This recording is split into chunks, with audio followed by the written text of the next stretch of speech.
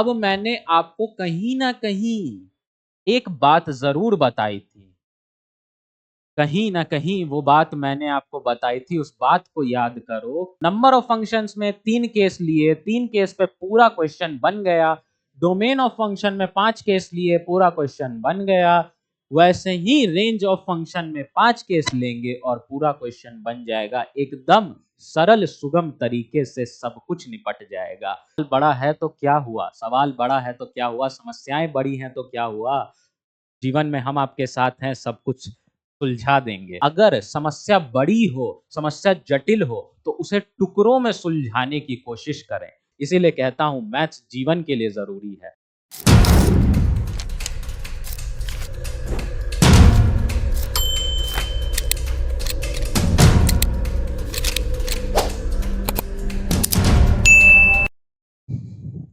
तो हेलो दोस्तों, क्या हाल चाल। फिर से आ गया हूँ एक लेक्चर और लेने, एक बार और आपको पकाने। ठीक है, तो आप लोग बहुत परेशान हो रहे थे, टेलीग्राम देखा मैंने कि सर लेक्चर कंटिन्यूअसली नहीं आ रहा है सर। अरे मेरा तो आ रहा है ना भाई, मैं तो कर रहा हूँ ना, उन लोगों का भी आएगा। कुछ ज़रा सी टेक्निकल इश्यूज आ रही है, मैंने पिछले लेक्चर में बताया भी था आपको। इस कारण से थोड़ी सी लेक्चर लेट जा रही है, लेकिन आप लोग टेंशन ना लो। मैं बार बार कहता हूँ, हम आपके साथ एकदम खड़े हैं। तो बिना टाइम वेस्ट किए शुरू करते हैं फंक्शन। ठीक है, तो पिछले बार हमने एक लेवल तक छोड़ दिया था। उम्मीद करता हूँ आपको वहां तक तो पूरा क्रिस्टल क्लियर होगा ना। और एक बात और बताओ, पिछली बार मैंने भी बहुत सारे आपको क्वेश्चन दिए थे फिर से, लेकिन फिर से कोई रिस्पॉन्स आप लोगों का नहीं मिला। ऐसा क्यों हो रहा है भाई? लोग नहीं करोगे तो कैसे चलेगा, ये बताओ। ठीक है, इतने सारे आपको क्वेश्चंस देता हूँ अलग अलग जगहों से निकाल के, एकदम फिल्टर आउट करके, अगर उसी को नहीं बनाया, सिर्फ लेक्चर देखा, कैसे काम चलेगा ये बताओ। नहीं चलेगा ना। सिर्फ लेक्चर नहीं देखना होता है, क्वेश्चन भी बनाना होता है उस पे। जो चीज़ें आपने पढ़ी, जो चीज़ें आपको मिली है, उस पे क्वेश्चन प्रैक्टिस करनी है। जितनी मेहनत करोगे उतना ही निखरोगे। समझ गए? आगे चलते हैं। तो आज हम लोग देखेंगे डोमेन ऑफ फंक्शन। ठीक है, आज हम लोग डोमेन ऑफ फंक्शन देखेंगे। अभी तक की चीज़ें क्लियर हो गई होंगी, एकदम क्रिस्टल क्लियर, कि भैया डोमेन क्या होता है, कोडोमेन क्या होता है, रेंज कैसे निकालते हैं, ये सारी चीज़ें अभी तक तो मुझे लगता है क्रिस्टल क्लियर एकदम से रही होंगी। ठीक है, तो आज हम लोग देखेंगे डोमेन ऑफ फंक्शन क्या होता है। ठीक है, यहाँ पे ये भैया ये लॉग वाले आ गए, लॉग वाले सवाल जिनसे देख के एकदम सा होता है ना कि वो कहते हैं ना जिसको, कि राह में उनसे मुलाकात हो गई, जिससे डर लगता था वही बात हो गई। लॉग वालों से ना बहुत डर लगता है, पता नहीं क्यों ऐसा। लेकिन विश्वास रखो, जैसा कि हम हमेशा कहते हैं, दिल से दिल मिलाएंगे और सब हो जाएगा। विश्वास रखो और सब बनेगा। ठीक है, तो आज की का लेक्चर शुरू करते हैं। Domain of function, domain of function. तो डोमेन ऑफ फंक्शन में हम लोग देखेंगे, ठीक है, क्या देखेंगे कि अगर आपके पास एफ एक्स जो हमारा फंक्शन है, वो लॉग दे रखा है, लॉग कुछ भी दे रखा है, लॉग कुछ भी दे रखा है, तो उसका जो आउटपुट होगा वो कैसा आएगा? वो हमेशा पॉजिटिव आएगा। मान लो लॉग के अंदर एक लड्डू दे रखा है, तो लड्डू हमेशा ही 0 से बड़ा होगा और पॉजिटिव होगा। बिना टाइम वेस्ट किए आज फटाफट से लेक्चर शुरू करेंगे, फटाफट से सेशन खत्म करेंगे, एकदम चमका के जाएंगे और पूरा का पूरा WBJ 2025 फोड़ के आएंगे। समझ गए? चलो देखते हैं। तो क्या कहा मैंने कि देखो, अगर लॉग कुछ दे रखा है, लॉग लड्डू दे रखा है, तो लड्डू जो होगा वो 0 से बड़ा होगा। क्या होगा? 0 से बड़ा होगा हमेशा। लड्डू जो होगा निगेटिव नहीं होगा। समझ गए? उसके बाद दूसरी चीजें, अगर रूट के अंदर एफ एक्स जो हमारा क्वेश्चन है, भैया ये रूट वालों से भी डर लगता है, लॉग वालों से भी डर लगता है, रूट वालों से भी डर लगता है। ये क्वेश्चन देख के ना थोड़ा सा चकराता है। ठीक है, दिक्कत वाली बात नहीं है। आगे सारे सवाल देखेंगे, आगे सारे सवाल देखेंगे और इन्हीं इन्हीं 3 2 5 कॉन्सेप्ट पे पूरे सारे सवाल लगा के आएंगे। ठीक है, आगे जितने भी सवाल हैं इन्हीं 5 कॉन्सेप्ट पे लगा के आएंगे और क्वेश्चन लगेंगे। तुम देखना, तुम यहीं रहो और तुम देखना कि सारे क्वेश्चन लगेंगे। समझ गए? तो अब बोलो भैया ये रूट, रूट कुछ भी, रूट मान लो रूट लड्डू, तो जो ये हमारा रूट लड्डू है, ये रूट लड्डू, ये हमारा 0 से बड़ा होगा। क्या होगा? 0 से बड़ा होगा और 0 के बराबर भी हो सकता है। ठीक है, रूट लड्डू हमारा हमेशा 0 से बड़ा या बराबर होगा। इसको एकदम रट जाओ बस, और कोई दिक्कत वाली बात नहीं है। इसको रट जाना है, बाकी सब हो जाएगा। इसको रट जाना है, बाकी सब हो जाएगा। समझ गए? तो लॉग के बारे में क्या बोला? लॉग लड्डू, लॉग लड्डू हमेशा क्या होगा? 0 से बड़ा होगा। क्या होगा? 0 से बड़ा होगा। ये बराबर नहीं होगा, ये 0 से हमेशा ही बड़ा होगा। ठीक है, और हमारा जो फंक्शन है रूट के अंदर अगर आएगा, रूट कुछ भी दे रखा है, रूट कुछ भी दे रखा है, उसका आउटपुट क्या लेंगे हम? या तो 0 के बराबर लेंगे या 0 से बड़ा लेंगे। 0 के बराबर लेंगे, 0 से बड़ा लेंगे। समझ गए? इतना क्लियर है। आगे चलते हैं, आगे देखते हैं। और पिछले वाले वीडियो को ना लगता है आप लोगों ने ज्यादा शेयर नहीं, ठीक है? पिछले वाले वीडियो में जो रिस्पॉन्स मुझे पहले वाले वीडियो में दिखा था, वो पिछले वाले वीडियो में नहीं दिखा। ऐसा क्यों? कमेंट करके बताना, ऐसा क्यों? समझ गए? और आप लोगों के कमेंट भी उतने नहीं आ रहे हैं। ठीक है, क्वेश्चन देता हूँ आप लोग सॉल्व नहीं करते हैं, ऐसे थोड़ी ना होगा यार। तो आगे देखते हैं कि अगर हमें फंक्शन ऐसे दे रखा है कि ऊपर में समथिंग समथिंग समथिंग समथिंग मतलब समथिंग समथिंग मतलब कुछ भी कुछ भी कुछ भी कुछ भी, ऊपर में हमें कुछ भी दे रखा है और डिनोमिनेटर में ऐसा हमें फंक्शन दे रखा है, तो उसे हम कैसे डिफाइन करेंगे? उसका डोमेन क्या होगा? तो उसका डोमेन सब कुछ ही होगा। उसका डोमेन हमारा रियल नंबर होगा। लेकिन लेकिन ये क्या बोल रहा है भैया? ये माइनस, ये एक्सेप्ट ये क्यों कर दिए? 1/2, 5 ये दोनों को एक्सेप्ट क्यों कर दिए? ये दोनों को निकाल क्यों दिए? ये दोनों नहीं हो सकता, बाकी सब कुछ हो सकता है। तो एक बात बताओ मुझे, क्या मैथमेटिक्स में डिनोमिनेटर जो है वो कभी 0 होता है? नहीं होता। तो हमें हमेशा डिनोमिनेटर 0 नहीं लेना है। समझ गए? तो अगर हम इस इक्वेशन को देखें यहाँ पे, अगर मान लो आपको कुछ ऐसा सवाल दे रखा है कि फंक्शन जो है ऊपर कुछ भी है और नीचे उसके जो डिनोमिनेटर है वो दे रखा है, तो हमें ये हमेशा देखना है कि ऐसी कंडीशन जिसमें डिनोमिनेटर 0 हो जाए वो उसमें से निकाल देनी। समझो क्या कह रहा हूं बात?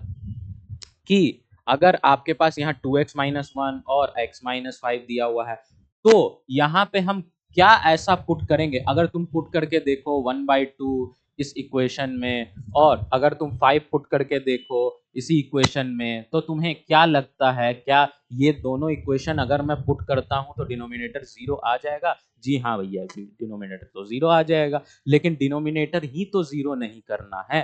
अगर आपको फंक्शन ऐसा दे रखा है, ऊपर कुछ भी दे रखा है और नीचे ऐसा इक्वेशन दे रखा है, तो आपको ध्यान रखना है, हमेशा इस बात का ध्यान रखना है कि डिनोमिनेटर 0 ना हो। क्या हो? डिनोमिनेटर 0 ना हो।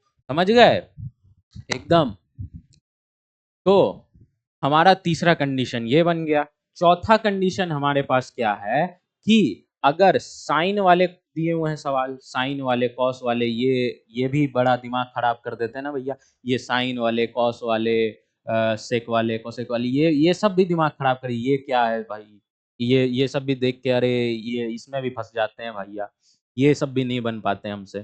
तो इसका भी एक बात बताता हूं कि अगर साइन इनवर्स या कॉस इनवर्स दिया है, तो उसका जो रिजल्ट होगा वो हमेशा -1 और 1 के बीच में हमें लेना है। ठीक है, कैसे लेना है? -1 और 1 के बीच में लेना है। हमेशा कैसा होगा? -1 और 1 के बीच में होगा उसका आउटपुट। ठीक है, अब हम अगर फंक्शन हमारे पास sec x और cosec x है, तो ये हम क्या ले सकते हैं? मॉड ऑफ लड्डू जो होगा हमेशा 1 और 1 से बड़ा होगा। क्या होगा? 1 और 1 से बड़ा होगा। ये समझ आया?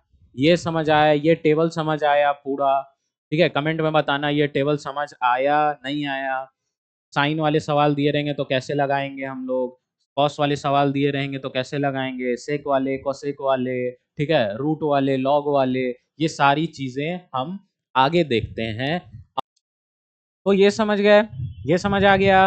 अब आगे देखते हैं, अब आगे देखते हैं। हमारे पास आ गया आज का पहला सवाल। ठीक है, अब आज का पहला सवाल एकदम जोश के साथ सॉल्व करेंगे, एकदम जोश के साथ खत्म करेंगे, एकदम फोड़ देंगे। देखेंगे कि हमारे पास एक एफ दे रखा है। ठीक है, एफ दे रखा है, लेकिन ये बड़ा खतरनाक सा एफ दे रखा है।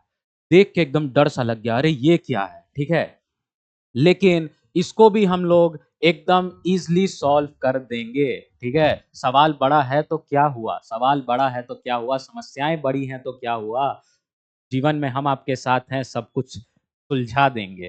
ठीक है, ये देखो, ये जो दे रखा है ये आपको कहीं ना कहीं इसमें से कुछ ना कुछ दो शब्द तो आपको देखे हुए से लग रहे होंगे, सुने हुए से लग रहे होंगे। वो क्या भैया? कॉस इनवर्स तो देखा देखा सा लग रहा है, लॉग इनवर्स, लॉग ई तो देखा देखा सा लग रहा है। कहाँ देखा भैया? पिछले वाले टेबल में देखा, लॉग 10।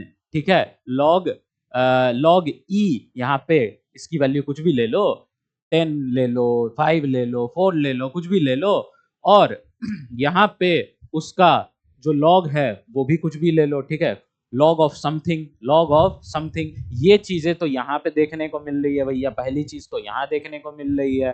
दूसरी चीज कॉस इनवर्स कहाँ देखने को मिल रही है? यहाँ देखने को मिल रही है नहीं है कि नहीं मिल रही है? मिल रही है भैया कॉस इनवर्स। अब हमें क्या करना है कि बस हम इसे तोड़ के लिख देते हैं। जब जीवन में समस्याएं बड़ी हो तो उसे टुकड़ों में सुलझाना, हमेशा याद रखना, जब भी समस्याएं बड़ी हो टुकड़ों में सुलझाना। इसीलिए कहता हूं मैथ्स जीवन के लिए जरूरी है। ठीक है, तो देखते हैं कि हमारे पास जो कॉस इनवर्स आ रहा है 2 minus mod of x plus log E 3 minus x. अब भैया माइनस इनवर्स भी तो था, इनवर्स बैठा दो ऊपर। ठीक है, इनवर्स बैठा दो ऊपर, ये ले आओ नीचे। अब तुम देखोगे जो हमारे पास क्वेश्चन दे रखा था उसमें यहाँ पे तुम्हें सिर्फ दो चीजें दिख रही थी, सिर्फ टेबल की दो चीजें दिख रही थी, कॉस इनवर्स और लॉग। अब यहाँ पे मुझे बताओ कि तुम्हें देखने को कितनी चीजें मिल रही हैं? भैया यहाँ पे कॉस देखने को मिल रहा है, भैया यहाँ पे कॉस देखने को मिल रहा है, और क्या देखने को मिल रहा है? लॉग देखने को मिल रहा है, और कुछ कुछ थोड़ा सा दिमाग लगा लो भैया हमें यहाँ पे एक और चीज देखने को मिलेगी। वो क्या? कि आपको देखने को डिनोमिनेटर मिलेगा, डिनोमिनेटर मिलेगा। ये जो हमने तीसरा नंबर आपको बताया ना डिनोमिनेटर वाले सवाल, वो भी यहाँ पे निकल के आ रहे हैं। देख रहे हो, सवाल ऐसा लाया हूँ, एक सवाल में 3 कंडीशन सेटिस्फाई हो रहा है। एक सवाल करोगे 3 समझ आएगा, समझ रहे हो? इसलिए कहता हूँ सवाल को देखो, सुनो, पढ़ो और बनाओ, ये जरूरी है। ठीक है, चलो आगे देखते हैं कि कॉस इनवर्स यहाँ पे हमारे पास दे रखा है। सबसे पहले कंडीशन मान ले लेते हैं कि भैया हमारे पास कॉस इनवर्स ये दे रखा है। ठीक है, इसी को ले लेते हैं। अब कॉस इनवर्स में हमने इतना, इसका जो अंदर का मसाला था ना, ओ ये तो डिलीट हो गया, फिर से लिख देते हैं।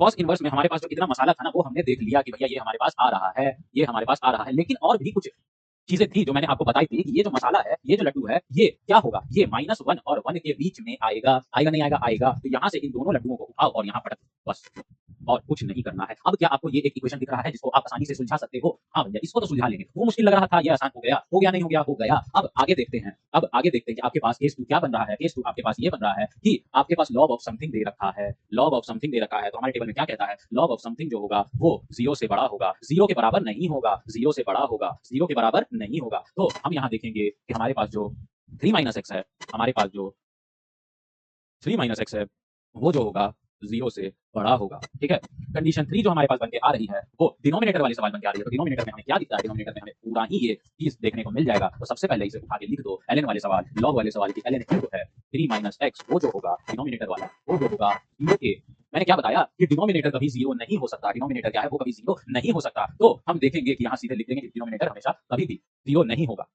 चलो, अब आपके पास 3 इक्वेशन निकल के आ रहे हैं, पहला ये, दूसरा ये और तीसरा ये। ठीक है, आपके पास 3 इक्वेशन निकल के आ गए। क्या ये सॉल्व हो जाएगा? बिल्कुल हो जाएगा। तो चलो करके देखते हैं। अब आप 4 को मल्टीप्लाई कर दो, इधर भेज दो, तो आपके पास कुछ इस तरीके का चीज निकल के आएगा। हाँ भैया आ जाएगा। अब मैं अगर 2 को इधर भेज दूं तो मेरे पास क्या आ जाएगा? मुझे बताओ, मेरे पास क्या आ जाएगा? कुछ इस तरह की चीज बनेगी। बनेगी नहीं बनेगी? बनेगी नहीं बनेगी? ठीक है, बनेगी नहीं बनेगी? बनेगी नहीं बनेगी? मैंने पूरे में से 2 को माइनस कर दिया, समझ गए?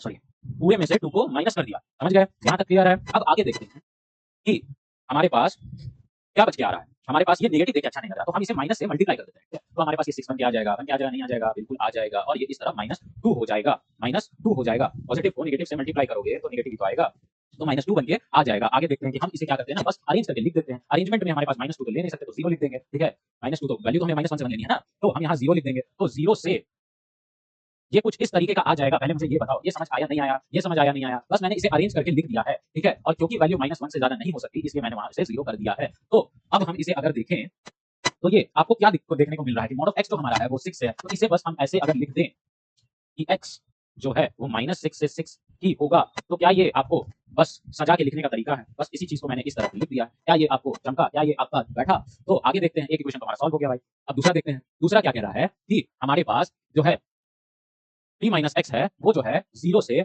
बड़ा है, वो जो है 0 से बड़ा है कि नहीं है? बोलो। और हमारे पास तीसरा क्या कंडीशन है? तीसरा जो कंडीशन कह रहा है वो ये कह रहा है कि हमारा जो लॉग, हमारा जो बेसिकली जो डिनोमिनेटर है, लॉग नहीं, डिनोमिनेटर पूरा ही आ रहा है ना वो डिनोमिनेटर में, वो 0 के इक्वल नहीं होना चाहिए, वो 0 के इक्वल नहीं होना चाहिए। सबसे पहले इसे देखते हैं, x को उधर भेज दो, तो ये आ जाएगा इस तरह से, ठीक है। अब हम ये वाले सवाल देखते हैं, ये क्या कह रहा है कि ln e हमारा 3 माइनस एक्स और ये नॉट इक्वल टू 0 होना चाहिए, तो ठीक है, नहीं करेंगे भैया। क्या ये इस तरीके से बन जाएगा? जी हाँ भैया बन जाएगा। अब e की पावर 0 क्या हो जाएगा हमारा? e की पावर 0 क्या हो जाएगा हमारा? 1 हो जाएगा भैया। तो क्या ये हमारा x का वैल्यू जो है नॉट इक्वल टू -2 के करीब आ रहा है? ये बता दो मुझे, ये बता दो मुझे। जो हमारा x है वो -2 के करीब, सॉरी, x जो है हमारा क्या 2 के नॉट इक्वल में इस तरीके का इक्वेशन बन के आ रहा है, नहीं आ रहा है? ये बता दो मुझे। तो हमारे पास 3 चीजें बन के आ गई इस क्वेश्चन में। जो ये हमारा क्वेश्चन था जिसमें हमें 3 कंडीशंस मिल रहे थे, 3 इक्वेशंस मिल रहे थे, उस इक्वेशंस के हमें 3 आंसर्स मिल गए हैं। एक तो ये, दूसरा ये और तीसरा ये। ओके, तो हमारे पास यहाँ पे 3 वैल्यूज आ गई। एक x नॉट इक्वल टू 2, एक x की वैल्यू ये आ गई कि वो 3 से छोटा होगा, और एक हमारे पास x जो होगा वो ऐसा आया कि वो -6 से 6 के बीच होगा। अब भैया x की वैल्यू हम लें क्या? तो हम उसे देखेंगे एक लाइन पर, नंबर लाइन पर, ठीक है। -6 बना लिया, 6 बना लिया। एक तो हमारी वैल्यू आ गई यहाँ से यहाँ तक की, आ गई, बिल्कुल बिल्कुल आ गई। हमारा जो केस 1 था वो हमने यहाँ पे देख लिया, वो हमारा यहाँ पे सेटिस्फाई हो गया। अब हमें बोल रहा है कि कहीं आ जाएगा 3 जो कि होगा छोटा, जो हमारा x का वैल्यू होगा वो 3 से छोटा होगा। ले जाओ इसे कहीं भी इनफाइनाइट तक, तो हमारे पास जो वैल्यू निकल के आ रहा है वो इतना आ रहा है या नहीं आ रहा है? तो हमारा जो वैल्यू होगा वो कुछ इस तरीके का बन जाएगा, और इसमें से आप हटा लो, 2 हटा लो, क्योंकि आपका 2 नॉट इक्वल है, इसमें से आप 2 हटा लो। तो अगर हम देखें तो हमारे पास यहाँ 3 वैल्यूज कुछ इस तरीके की निकल के आ रही है, और क्वेश्चन में भी कुछ इसी तरीके की 3 वैल्यू पूछी जा रही है, अल्फा बीटा गामा। तो हम यहाँ पे अगर देखें तो हमारा अल्फा क्या हो जाता है? हमारा alpha plus beta plus gamma पूछ रहा है, क्या हो जाता है भैया? तो अगर हम अल्फा देखें तो वो 6 आ रहा है, आपको 6 निकल के आएगा, और बीटा देखें वो 3 निकल के आएगा, और अगर गामा देखें तो वो 2 निकल के आएगा। तो अब इन तीनों को अगर हम जोड़ दें तो हमारा फाइनल आंसर जो होगा वो 11 निकल के आएगा। आएगा नहीं आएगा? समझ आया नहीं आया ये बताना। ये क्वेश्चन आपको बहुत ही ज़्यादा इम्पोर्टेंट है, क्योंकि ये क्वेश्चन ना आपके डोमेन ऑफ फंक्शंस के सारे सवाल को लगा देगा। ये आपको आपके लगभग सवालों को समझा देगा। तो इस क्वेश्चन को ना एक बार दोबारा से ज़रूर बनाना और ज़रूर इस पे गौर फरमाना। चलो, तो एक तो हमारा ये निकल के आ गया। अब क्या देखेंगे कि मैं आपको ना इसी तरीके का एक और क्वेश्चन, ये देखो, if the domain of the function क्या दे रखा है, लॉग ई, पिछले वाले की तरह लॉग ई यहाँ भी दे रखा है, कॉस ई यहाँ भी दे रखा है, दोनों चीजें यहाँ भी दे रखी है। डिनोमिनेटर आपको पता चल ही गया होगा, तो आपके पास वहां भी 3 चीजें थी, यहाँ भी 3 चीजें हैं। बात यह है कि वहां आपको alpha plus beta plus gamma निकालना था, यहां आपको 5 बीटा माइनस 4 अल्फा निकालना है। सिंपल है ना, कुछ नहीं करना है, इस इक्वेशन को तोड़ देना है, तोड़ के 3 इक्वेशंस निकाल लेने हैं। ये जो इतना बड़ा सा लिखा है ना, बस इसको तोड़ देना है, टुकड़ों में तोड़ देना है, 3 टुकड़ों में तोड़ देना है, जैसा आपने पिछले बार किया था। एकदम हूबहू सवाल है, ठीक है। समझो वो छोटा भाई है बड़ा भाई, या वो बड़ा भाई ये छोटा भाई, ऐसा करके है ये, समझ गए।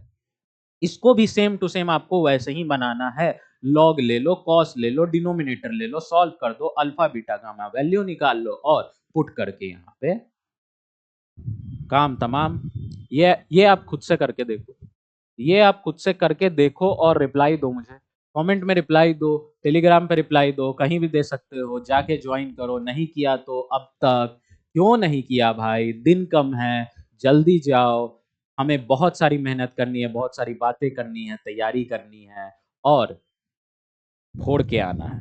चलो आगे देखें तो आपको डोमेन के सवाल चमक गए होंगे। हमने अभी तक नंबर ऑफ फंक्शंस निकालना सीख लिया। नंबर ऑफ फंक्शन में क्या पढ़ाया था मैंने, नंबर ऑफ फंक्शंस नहीं जानते नंबर ऑफ फंक्शन। लेक्चर 2 जाके देखो, वहां मैंने नंबर ऑफ फंक्शंस बताया है। पहले लेक्चर में मैंने क्या बताया था, पहले लेक्चर में मैंने आपको फंक्शंस के सारे बेसिक्स बताए थे, क्या होता है क्या नहीं होता है, डोमेन क्या है, कोडोमेन क्या है, रेंज क्या है। दूसरे में मैंने बताया, क्या बताया, नंबर ऑफ फंक्शंस के बहुत इंपॉर्टेंट क्वेश्चंस आते हैं नंबर ऑफ क्वेश्चन से। आप अपना पीवाईक्यूज उठा के देख लो और हमारे क्वेश्चंस मैच कर लो, आपको हमारे क्वेश्चन जो मैंने नंबर ऑफ फंक्शन से कराए थे ना, उसके सवाल आपको दिख जाएंगे पीवाईक्यूज में, आप उठा के देख सकते हो। तो नंबर ऑफ फंक्शंस जरूर से करके ही जाना।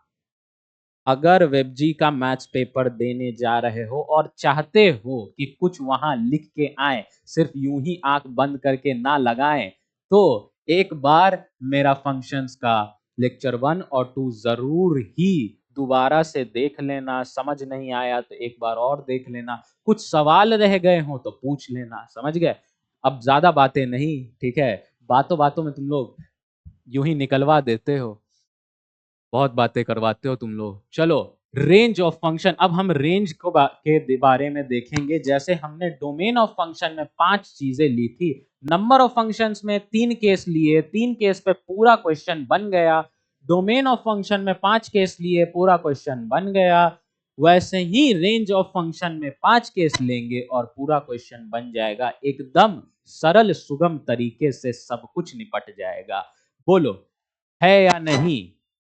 चलो, using the range of pre defined function, क्या बोल रहा है, प्री डिफाइंड। प्री डिफाइंड माने क्या, जैसे आपके पास साइन एक्स की वैल्यू दे रखी है, साइन एक्स का पूछ रहा है, sine x cos x tan x sec x cosec x, ये सारी चीजों के बारे में अगर पूछ रहा है तो ये चीजें प्री डिफाइंड होती हैं। ये आपको याद करके, इसका एक अलग फॉर्मूला होता है जो आपको याद करके जाना पड़ेगा। क्या समझ गए, वो हम दिखाएंगे आपको, वो हम बतलाएंगे आपको, वो आपको थोड़ा सा ना अपने दिमाग में रखना होगा। ये कुछ कुछ चीजें होती है ना, बस अपने दिमाग में रखने वाली चीजें होती है, ये दिमाग में रख लो और बाकी सारी चीजें इजी हो जाती है, बस वैसे ही है वो।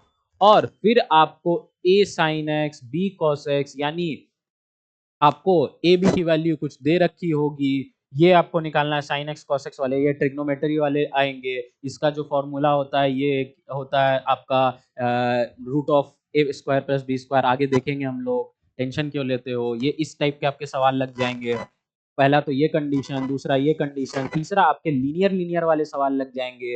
ये लीनियर लीनियर वाले जो फंक्शंस होते हैं ना, जो लीनियर वाले में आते हैं, वो वाले सवाल लग जाएंगे। चौथा आपका क्वाड्रेटिक क्वाड्रेटिक वाले लग जाएंगे। लेकिन भैया दो दो जगह क्वाड्रेटिक दिख रहा है, दो दो जगह क्वाड्रेटिक दिख रहा है, तो यहाँ पे हम एक क्वाड्रेटिक का कंडीशन ये लेंगे कि जिसमें हमारे फैक्टर जो हैं वो कॉमन हो जाएंगे, एटलीस्ट एक फैक्टर हमारा कॉमन होगा, वो चीजें हम देख लेंगे। दूसरा क्वाड्रेटिक में हम ये देख रहे हैं कि जिसमें हमारा फैक्टर अनइक्वल है, या यूं कह लो कि वो लीनियर क्वाड्रेटिक है, या यूं कह लो कि हमारा जो फंक्शन दे रखा है वो क्वाड्रेटिक क्वाड्रेटिक राइटिंग पे मत जाना यार, लीनियर है, क्वाड्रेटिक या लीनियर है, समझ गए। हमारा जो पांचवा कंडीशन है वो क्यों हम जब ऊपर से नीचे जाएंगे तब तक सब सीख जाएंगे, तुम चिंता मत करना, हम सब सिखा के ही जाएंगे, समझे। तो ये जो हमारे पांचवा कंडीशन में बोल रहा है कि क्वाड्रेटिक क्वाड्रेटिक वो भी उसमें कोई फैक्टर नहीं होगा, या यूं कह लो कि ऊपर लीनियर नीचे क्वाड्रेटिक होगा या ऊपर क्वाड्रेटिक नीचे लीनियर होगा, ऐसे ही तो सवाल आएंगे ना भाई। यही 5 कंडीशन से तो बनेंगे ना कुछ। इसी 5 को तो तोड़ मरोड़ के कहीं ना कहीं चीजें बैठा के क्वेश्चंस में दे देंगे। हम भी उन क्वेश्चंस को समझ के उनको अलग अलग करके सॉल्व कर लेंगे, देखो कैसे सॉल्व करते हैं। तो रेंज ऑफ फंक्शन का हमारा पहला कंडीशन जो मैंने आपको बताया था, क्या बताया था कि कुछ प्री डिफाइंड चीजें होती हैं, जैसे sine x cos x tan x cot x, तो ये चीजें हैं जो आपकी प्री डिफाइंड है, इनका आप क्या कर लो, एक बार स्क्रीनशॉट ले लो, इनको आप एक बार देख लो, ठीक है।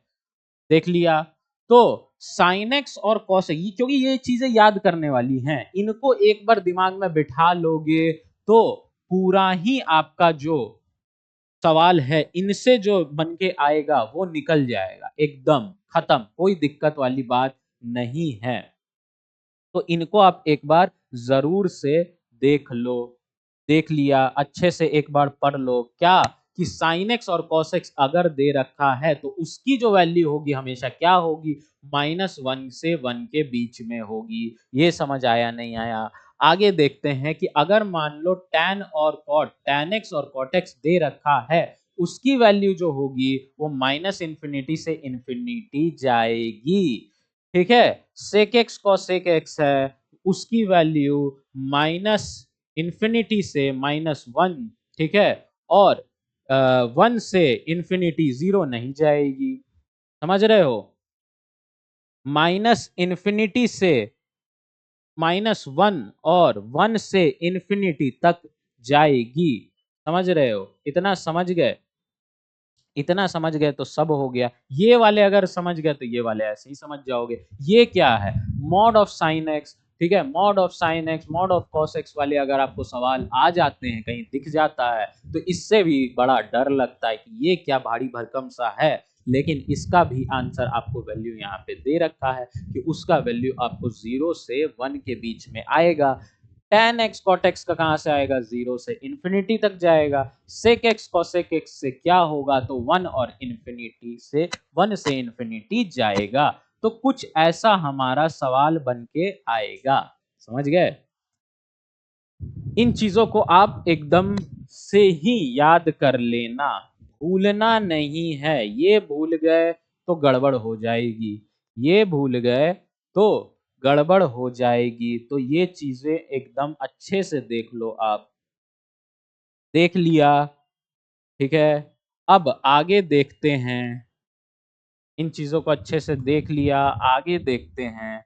एक सवाल, क्या सवाल आया, हमारे पास एक फंक्शन दे रखा है एफ एक्स, ठीक है। एफ एक्स जो है 1/7 माइनस साइन 5x है, साइन कुछ भी है अगर, तो हमने क्या देखा कि 1/7 माइनस साइन 5x, साइन कुछ भी दे रखा है, कुछ भी, ठीक है, साइन कुछ भी दे रखा है। तो अगर हम यहाँ पे देखें तो हमें यहाँ पे ही अपने कंडीशन 1 में ये पता चल रहा है कि अगर साइन कुछ भी दे रखा है उसकी वैल्यू कहां से कहां तक जाएगी, -1 से 1 तक जाएगी। सिंपल सी बात। तो एक बार हमें क्या करना है कि हमें सिंपल सा इसे u7 माइनस -1 यूं लिख देंगे, और एक बार इसे 7 माइनस -1 यूं लिख देंगे, ठीक है। चलो, लिख दिया, लिख दिया। चलो, 1 जो है 1/7 माइनस -1 कितना हो जाएगा,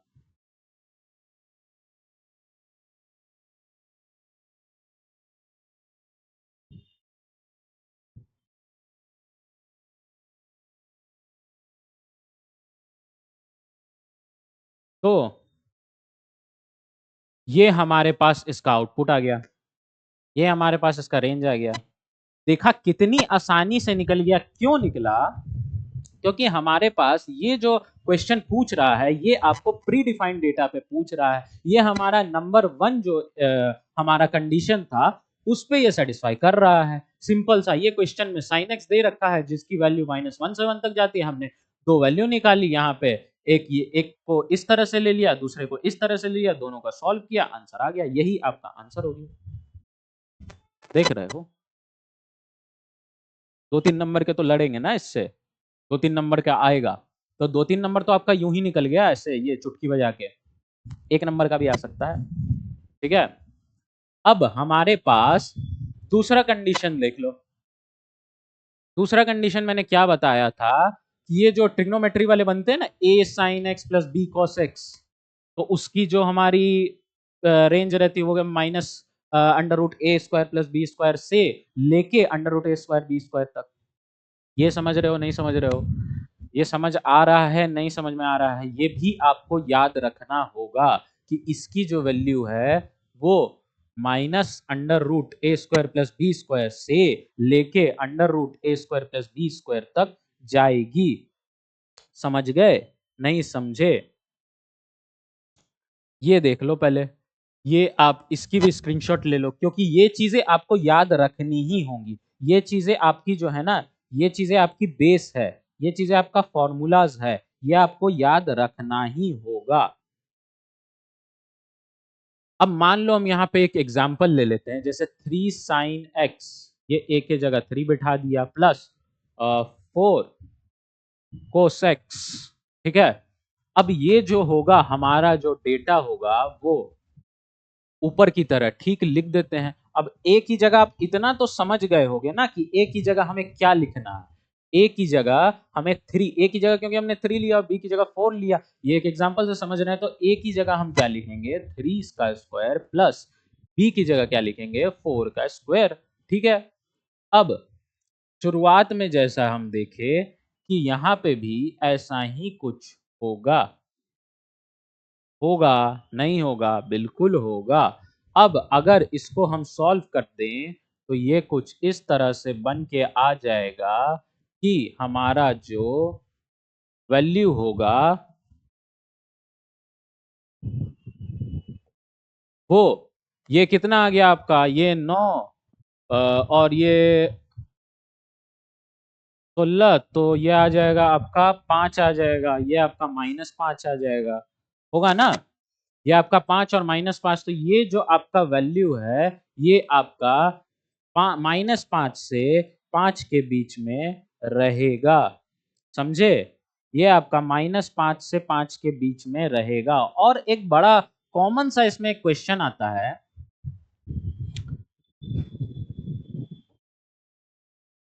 पहले इसके क्वेश्चन देखने पर एक एक बड़ा कॉमन सा इसमें एक सवाल बन के आता है, वो ये कि साइन, आपको साइन दे रखा होगा,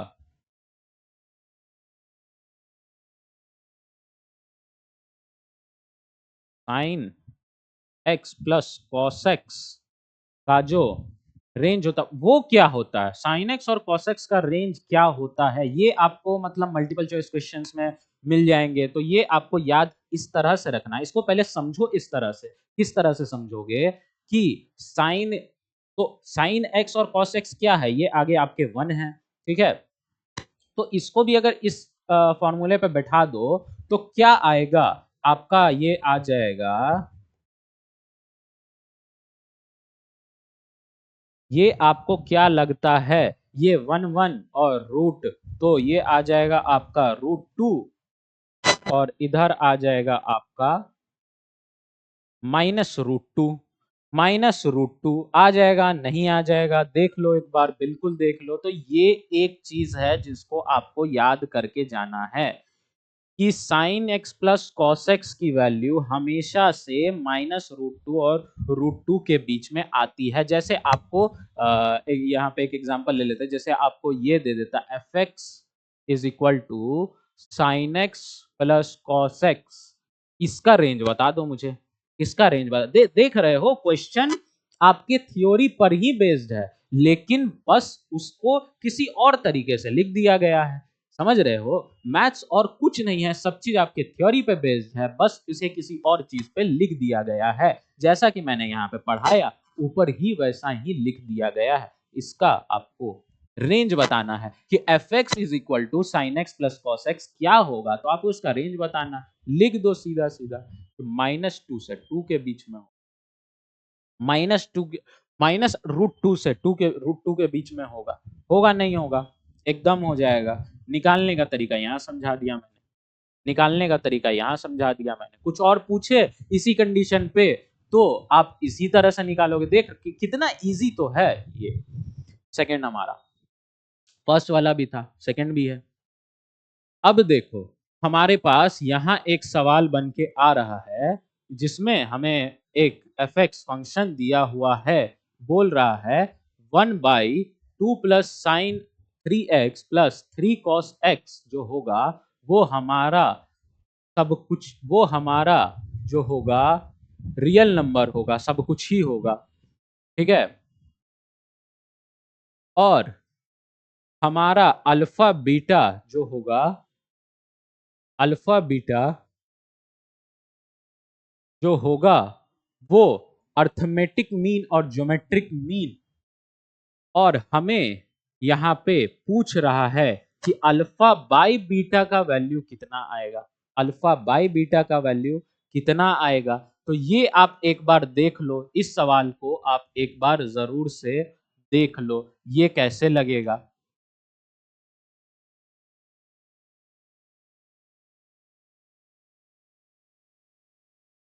चलो 1 मिनट का टाइमर है, देख लो।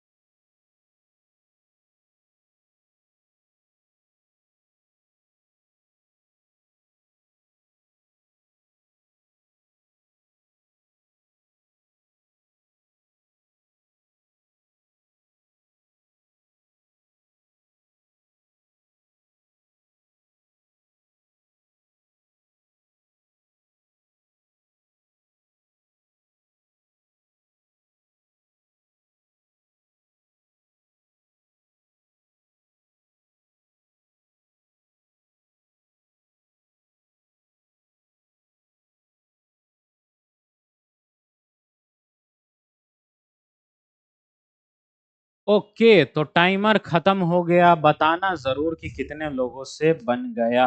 पिछले वाले ही तो कंडीशन पे था जो मैंने यहाँ पे बताया था कि अगर आपका साइन एक्स और कॉस एक्स दे रखा है तो उसकी वैल्यू हमेशा √a² प्लस b² के बीच में आएगी, आएगी। समझ गए? चलो तो सवाल को देखते हैं कि सवाल जो है हमारा ये कह रहा है, तो साइन एक्स और कॉस एक्स आपको कहीं ना कहीं देखा देखा सा लग रहा होगा, साइन एक्स और कॉस एक्स आपको कहीं ना कहीं देखा देखा सा लग रहा होगा।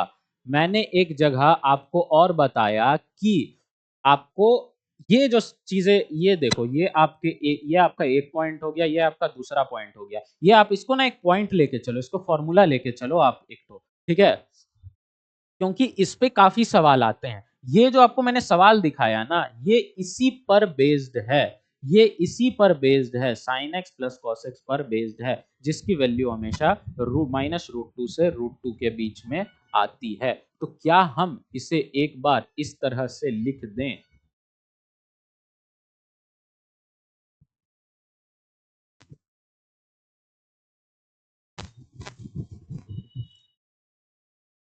बोलो, क्या ये इस तरीके से हो जाएगा? बिल्कुल हो जाएगा, क्योंकि मैंने क्या किया कि एक बार मैंने साइन एक्स की वैल्यू -2 ले ली, एक बार मैंने 2 ले ली, ठीक है। इसको इसी इक्वेशन को, ये जो इक्वेशन आपका बन के आ रहा है इसको मैंने तोड़ दिया। आपको भी इसी तरह से सवाल को पहले तोड़ना है, उसके बाद ही वो बनेगा। सवाल को ना तोड़ना सीखो, तोड़ दोगे बन जाएगा, और कुछ है नहीं। ठीक है, अब कह रहा है हमें ए और बी देखना है, तो आपका ए बी तो आ गया ना, ये आपका ए बन गया, ये आपका बी बन गया। आपका ए बी तो आ गया ना, ये आपका ए बन गया और ये आपका बी बन गया।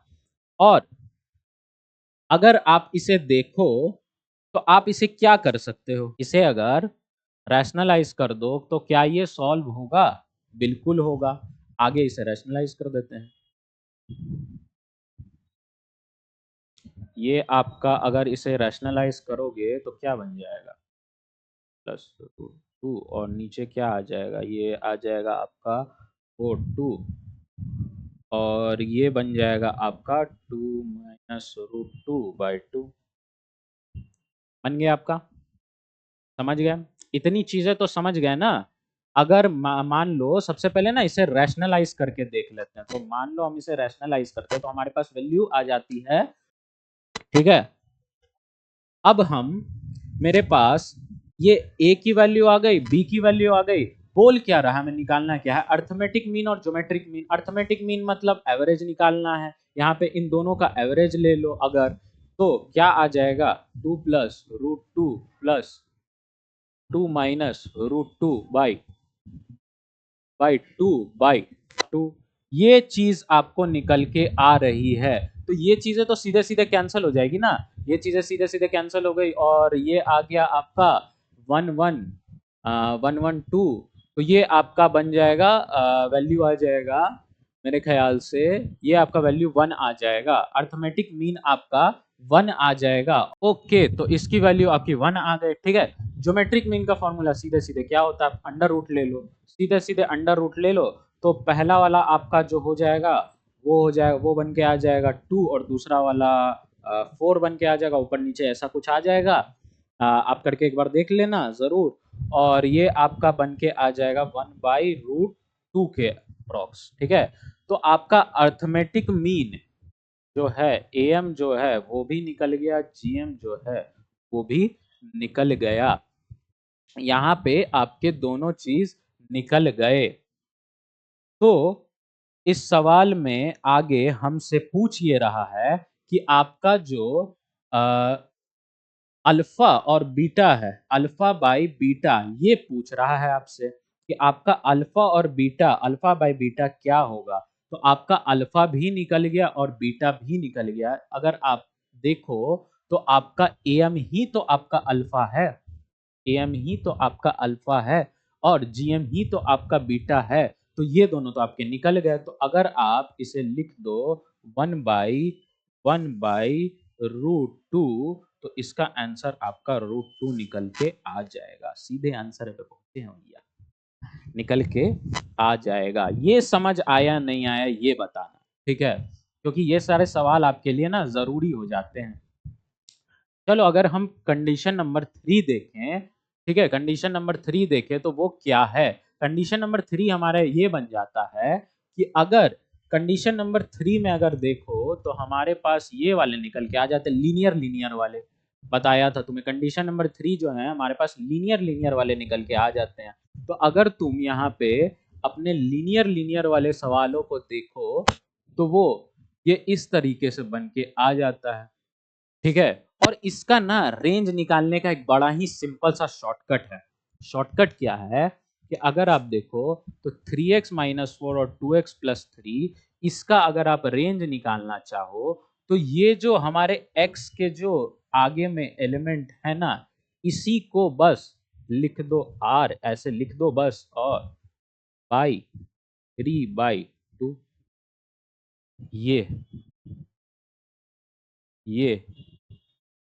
समझ रहे हो? आपके जो भी यहाँ चीज दे रखे हैं, मान लो अगर आपको फंक्शन कुछ इस तरीके से दिया हुआ है कि कुछ भी ले लो, जैसे 10214 x माइनस 40 बाई आप ले सकते हो 210x plus 3 to the power 100 ऐसा करके मान लो आपने कुछ एक सवाल ले लिया, बोले ये सवाल तो बड़ा ही टफ लग रहा है देखने में, लेकिन ये अगर मेरे शॉर्टकट ट्रिक पे अगर आप देखो, यहाँ एक शॉर्टकट ट्रिक होती है, अगर आप उस पर देखो तो इसका रेंज क्या निकल के आ जाएगा, रेंज हमेशा ही ये निकल के आ जाएगा, रेंज हमेशा ही ये निकल के आ जाएगा। समझ में आई बात? समझ में आई बात? तो ये चीजें आपको ध्यान में रखनी है, ये चीजें आपको ध्यान में रखनी है। समझ में आई? कुछ चीजें जो हैं वो आपको याद रखनी है, कुछ चीजें आपको ध्यान में रखनी है, ठीक है? तो उससे आपको दोनों ही सवाल जो आपके हैं सारे ही सवाल लग के आ जाएंगे। ये चीजें आपको ध्यान में रखनी है। अब अगर बात करें कि भैया ये चीज तो शॉर्टकट हो गई, इतना तो समझ आ गया कि ये चीजें हैं, अगर लॉन्ग कट में हम जाएं तो कैसे जा सकते हैं? अगर मान लो इसका पूरा एकदम निकाल के कैलकुलेशन करके देखें तो क्या हो जाएगा भैया? तो लॉन्ग फॉर्म, अगर हम लॉन्ग फॉर्म देखें तो हमें यहाँ दो चीजें करनी होगी, दो चीजें करनी पड़ेंगी। पहला कि इसका क्रॉस मल्टीप्लिकेशन करना पड़ेगा, क्रॉस मल्टीप्लिकेशन करना पड़ेगा, और दूसरा जो है हमें ये करना पड़ेगा कि हमारे पास जो fx है वो हम y के रेस्पेक्ट में उसका हमें डोमेन ले लेना है। ये बड़ा ही उलझन वाला तरीका है, लेकिन अगर आप बोलोगे तो मैं इसको भी दिखा दूंगा। जैसे देखो, क्रॉस मल्टीप्लिकेशन अगर इस चीज को करें तो आपके पास आ जाता है 2xy प्लस 3y, ठीक है? और इधर क्या आ जाएगा? इधर आपका 3x माइनस 4 आ जाएगा। तो सबसे पहले तो इसको सॉल्व कर लो, ठीक है? तो हमें क्या करना है, हमें इससे जो है हम क्या करेंगे ना, y को एक तरफ भेज देंगे, x को एक तरफ ले आएंगे, यही करते हैं ना? तो सिंपल सा हम x को एक तरफ ले आते हैं और y को एक तरफ भेज देते हैं, भेज दिया, इसको भी इधर ले आया, इसको इधर भेज दिया, इसको इधर ले आया। अब इसको सॉल्व कर लो, अब इसमें x कॉमन ले लो, x कॉमन ले लिया तो क्या बच गया आपके पास? इधर आपके पास 2y प्लस 3x बच गया, 2y प्लस 3 बच गया, ठीक है? और इधर आपके पास जैसा था वैसा रह गया। समझ गए? समझ में आ रही है बात? अब अगर इसे हम x के रिस्पेक्ट में इस y को लिख दें, क्योंकि हमें x के रिस्पेक्ट में y को लेना है, तो आपके पास आ जाएगा 3y माइनस 4 और नीचे चला जाएगा आपका 2y प्लस 3, आ जाएगा, बिल्कुल आ जाएगा। अब मैंने आपको कहीं ना कहीं एक बात जरूर बताई थी, कहीं ना कहीं वो बात मैंने आपको बताई थी, उस बात को याद करो कि डिनोमिनेटर जो होगा आपका कभी भी जीरो नहीं होगा। क्या नहीं होगा? जीरो नहीं होगा। अगर हम इसमें देखें तो डिनोमिनेटर हमें हमारा 2y प्लस 3x जो है वो नॉट इक्वल टू जीरो होना चाहिए, नॉट इक्वल टू जीरो होना चाहिए। तो हमारा y का वैल्यू यहाँ से अगर हम ले लें तो नॉट इक्वल टू 3/2 होना चाहिए। तो ये कुछ तो इस कंडीशन जैसा हो गया ना, इस कंडीशन को ही तो हम ऐसे लिख सकते हैं ना कि all whole real number except 3/2, इसी कंडीशन को तो हम इस तरह लिख सकते हैं ना। बस ये चमक गया होगा, ये समझ आ गया होगा, ये एकदम से क्लियर होगा। तो आगे देखो, आगे हमारे पास आ रहा है अब टाइप 4। टाइप 4 हमारे पास आ रहा है और टाइप 4 क्या कह रहा है कि find the range of the following function. अब फंक्शन क्या है? फंक्शन हमारे पास टाइप 4 कौन से टाइप 4 थे? हमारे पास क्वाड्रेटिक वाले थे, क्वाड्रेटिक, लेकिन उसमें से कौन से क्वाड्रेटिक वाले जिनमें का ना एक फैक्टर इक्वल होगा, एक फैक्टर कॉमन होगा। समझ रहे हो? एक फैक्टर कॉमन होगा, वो वाले हमारे जो क्वाड्रेटिक फंक्शन थे वो हम ले रहे हैं। तो देखो, हम यहाँ पे हमारे पास दिया हुआ है x by x minus one और x प्लस टू। इसे अगर हम लिख लें,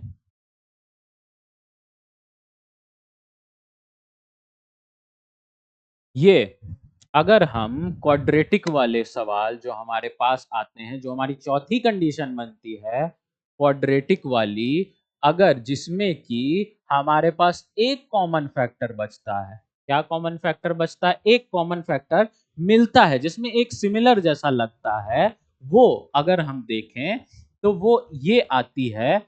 और अगर इसमें एक चीज मैं करूं कि x और x को कैंसिल कर दूं, तो क्या होगा? x और x को कैंसिल कर सकते हैं या नहीं कर सकते? ठीक है, तो जो फैक्टर यहाँ पे मैं बता देता हूं कि जो फैक्टर यहाँ पे इक्वल हैं उनको और नॉन जीरो हैं, एग्जाम्पल ले लेते हैं।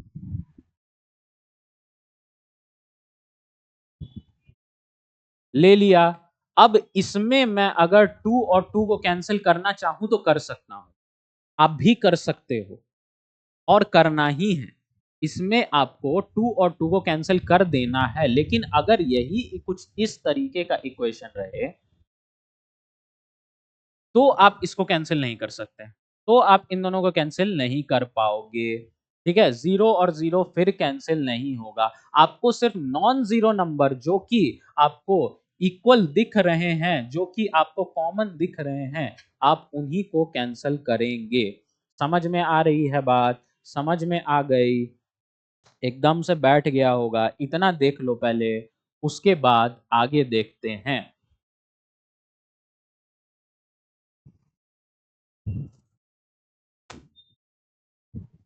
फिर से वही चीज लिख के आ गई है, ठीक है, कोई बात नहीं, फिर से वही चीज है, वही चीज तो है ना।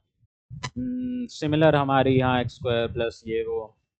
ओके, तो फिर से हमारे पास वो चीजें लिख के आ गई है, तो इसको हम ये देखते हैं। जैसे मान लो कि हमने x और x को कैंसिल कर दिया, तो अब तो ये आपके पास एक लीनियर वाला सवाल बन के आ गया ना। ये कैसा सवाल बन के आ गया? ये आपके पास एक लीनियर वाला।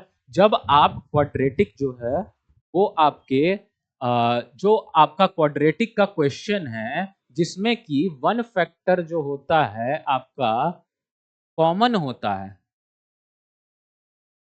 एक क्वाड्रेटिक का सवाल जिसमें एक फैक्टर आपका कॉमन होता है और उस फैक्टर को आप कैंसिल कर दो तो वो सवाल लीनियर का बन जाता है। लीनियर का मैंने सवाल बनाना सिखा ही दिया है, शॉर्टकट बता ही दिया है, क्या करना है। ये आपका 1:1, ये आपका कुछ इस तरीके से आ जाएगा। एक चीज जो हमें इसमें ध्यान रखनी है वो क्या, तो क्या भैया, तो ये जो डिनोमिनेटर है हमारा वो जीरो नहीं होना चाहिए। डिनोमिनेटर जो है वो जीरो नहीं होना चाहिए। मान लो अगर हम इसे एफ एक्स को आप वाई लिख लो, ठीक है, वो हम ले लेते हैं कुछ इस तरीके से, और अगर हम इसमें पुट कर देते हैं जीरो, तो आपका क्या आ जाता है वैल्यू, ये बन के आ जाता है। तो हमें ये देखना है पहला तो कि इसका हमें शॉर्टकट मिल गया। पहला तो इसमें हमें एक चीज शॉर्टकट मिल गई कि आपको इसमें से ये हटा देना है। दूसरा, आपका जो बचा कुचा है उसमें जीरो पुट करके आप उसको भी लिख दो। तो ये हमारे क्वाड्रेटिक वाले सवाल इस तरीके से लगते हैं। पहले तो जो फैक्टर आपको कॉमन मिल रहा है उसे काट दो, कट गया। वो सवाल जो आपके क्वाड्रेटिक वाले थे, अब वो कैसा सवाल बन गया? अब वो लीनियर का सवाल बन गया। लीनियर का सवाल निकालने का शॉर्टकट मैंने आपको बता रखा है। उस शॉर्टकट में बस आपको ध्यान ये रखना है कि आपका जो डिनोमिनेटर है वो कभी जीरो ना आए। तो सवाल में सिंपल सा जीरो पुट करके देख लेना कि वैल्यू क्या निकल रहा है। जो वैल्यू निकल रहा होगा, जब उसी को पुट करोगे तभी तो पूरा वैल्यू जीरो आ जाएगा। जैसे मान लो कि x माइनस वन में क्या पुट करोगे कि वो जीरो आ जाएगा, x माइनस वन में क्या पुट करोगे कि वो जीरो आ जाएगा। तो मान लो अगर ये तो सवाल बहुत सिंपल है, मान लो आपको ऐसा कोई कॉम्प्लेक्स सवाल दे रखा है, तो आप इसमें क्या करोगे? आप x की जगह पे 0 पुट कर दो ना, 0 माइनस 1, तो वैल्यू क्या आ जाएगा आपका 1 आ जाएगा, आंसर 1 आ जाएगा। तो आप 1 को ही एक्सेप्ट करोगे, यहाँ पे 1 को हटाओगे, या उस सवाल में से 0 को आपको पुट करके उस जो आउटपुट निकलेगा उसको वहां से हटा देना है। आपको किसी भी हाल में अपना डिनोमिनेटर 0 नहीं रखना है, ये चीज आपको ध्यान रखनी है। आगे देखते हैं, आगे देखते हैं। अब ये टाइप 5 है। टाइप 5 जो है वो सबसे खतरनाक वाले टाइप 5 आते हैं। इसमें जो है हमारे पास क्या क्या चीजें बन के आ गई, तो क्वाड्रेटिक वाले बन के आ गए, जिसमें कि हमारे पास जो होता है फैक्टर इक्वल नहीं होगा। फैक्टर इक्वल नहीं होगा का क्या मतलब कि हमारा जो क्वेश्चन है वो या तो लीनियर क्वाड्रेटिक का बन के आ सकता है, ठीक है, या तो हमारा क्वाड्रेटिक लीनियर का बन के आ सकता है, ठीक है, या तो क्वाड्रेटिक क्वाड्रेटिक का बन के आ सकता है। खतरनाक है, फिर भी 3 ही तो केस बनेंगे, या तो लीनियर क्वाड्रेटिक का बनेगा, या तो क्वाड्रेटिक लीनियर का बनेगा, या क्वाड्रेटिक क्वाड्रेटिक का बनेगा। सिंपल सी बात। तो अगर इसमें फैक्टर सेम आते हैं, सेम फैक्टर वाला क्वेश्चन आता है, तब तो आप समझ गए कि सेम फैक्टर वाला आएगा, उसको वहां से कैंसिल करके सीधे लीनियर वाला बन जाएगा। अब आपके अगर क्वेश्चन ये आपका टाइप 5 है, कंडीशन 5 की तरह सवाल आता है, तो आप क्या करो, केस आपके लग जाएंगे। और यकीन मानो ये जो है ना, इनसे आता है आपका खतरनाक सवाल। सच में ऐसा है क्या? नहीं, खतरनाक कुछ भी नहीं होता, बस हमारे देखने का नजरिया है। तो अगर इसमें 3 ही, क्योंकि ये कितना भी खतरनाक है ना, तो देखो इसमें 3 ही तो केस बनेंगे ना। जैसे हमारे नंबर ऑफ फंक्शंस वाले में 3 ही केस बन रहे थे, उसी से तोड़ मरोड़ के सवाल आ रहे थे। हमारे पास इतने भी तो आसान आसान मैंने आपको बहुत सारी चीजें बताई, उनमें से भी अगर आप देखें तो केस बाय केस सिर्फ उसी चीज को तोड़ मरोड़ के आपके सामने पेश किया जा रहा था। तो आपको भी उसी चीज का ध्यान रखना है। आज के इस लेक्चर में मैंने आपको बहुत सारी चीजें बताई, जैसे डोमेन के बारे में बताया, रेंज निकालने के बारे में बताया। डोमेन में भी मैंने आपको 5 चीजें बताई। जैसे अगर हम रैप अप कर लें तो देखें कि आज हमने क्या क्या देखा, कि हमने पहले डोमेन के बारे में देखा, डोमेन ऑफ फंक्शंस। उसमें आपको 5 तरीके बताए कि 5 तरीके से क्वेश्चन आता है। जैसे नंबर ऑफ फंक्शंस में आपको 3 केस से ही नंबर मिल रहे थे, एक दोनों बराबर, एक कोई ज्यादा एक कोई कम, और दूसरा उसके अपोजिट। सिंपल। वैसे ही आपके डोमेन से सिर्फ 5 तरह के सवाल बन के आएंगे, उनको भी मैंने आपको प्रैक्टिस करा दिया।